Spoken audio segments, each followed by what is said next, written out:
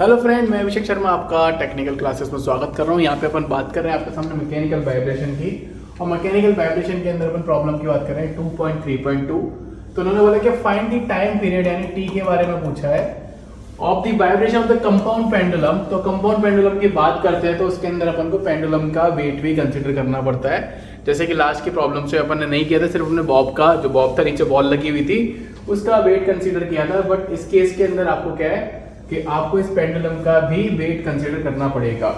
तो सबसे पहले मैं यहाँ पे आ जाता हूँ, क्योंकि जो मेरे को इक्वेशन पता है सिंपल पेंडुलम के लिए, तो सिंपल पेंडुलम के लिए जो आपको इक्वेशन पता थी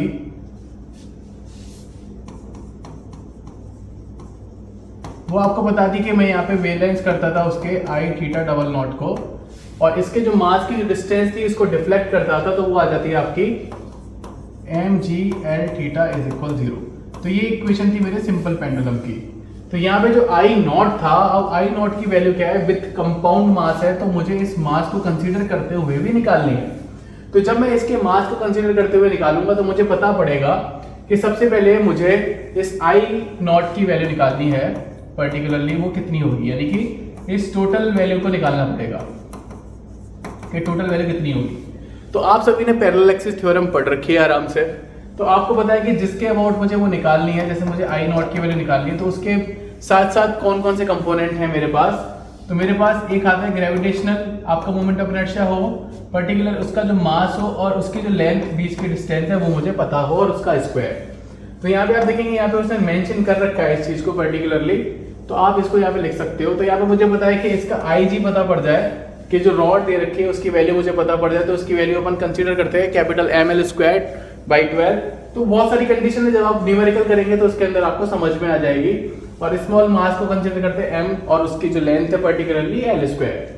तो यहाँ जो वैल्यू निकल के आती है पर्टिकुलरली इक्वेशन की, वो हो जाती है मेरे पास I G plus K M L square theta double not या theta double dash plus K M G L theta is equal 0। तो ये इक्वेशन आ जाती है मेरे पेंडुलम के केस में। अब इसको क्या है, मेरे को ओमेगा एन की फॉर्म में रखना है। तो आपको पता है कि जो मेरी इक्वेशन होती थी उसको मैं लिख सकता था थीटा डबल नॉट प्लस के ओमेगा एन का स्क्वायर थीटा इज इक्वल 0। तो मुझे अब इस फॉर्म में इसको बनाना है ऊपर वाली इक्वेशन को। तो मुझे पता है कि यहाँ पे मैं इसका डिवाइड दे दूं, किसके नीचे, इसके नीचे।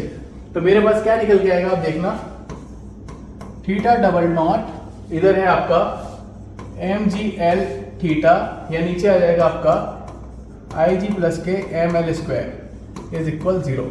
तो अब आप देखेंगे अगर मैं इसको कंपेयर करूंगा तो ये मेरा ओमेगा एन स्क्वायर के बराबर आ जाएगा। तो मैंने लिख लिया ओमेगा एन की वैल्यू हो जाएगी under root M G L bracket के अंदर I G plus K M L square. तो आपको ये यहाँ पे पर्टिकुलरली ये वैल्यू मिल जाएगी। अब मुझे क्या है टाइम पीरियड निकालना, तो मुझे पता है कि टाइम पीरियड की वैल्यू क्या है यहाँ पे कि t is equal 2 pi over omega होता है। तो 2 पाई मेरा ऊपर आ जाएगा, और ये वैल्यू क्या हो जाएगी, रेसिप्रोकल हो जाएगी, इसका उल्टा हो जाएगी I G M L square over M G L. तो ये आ गई मेरी टाइम पीरियड की वैल्यू। तो यही इसने क्वेश्चन में पूछा था कि आपको बता देना है। और यहाँ पे उन्होंने बोल रखा है कि अगर अपन आई जी की वैल्यू की बात करें तो वो एम आर स्क्वायर होती है, क्योंकि अपन स्फीयर को कंसीडर करते हैं जो कि नीचे है।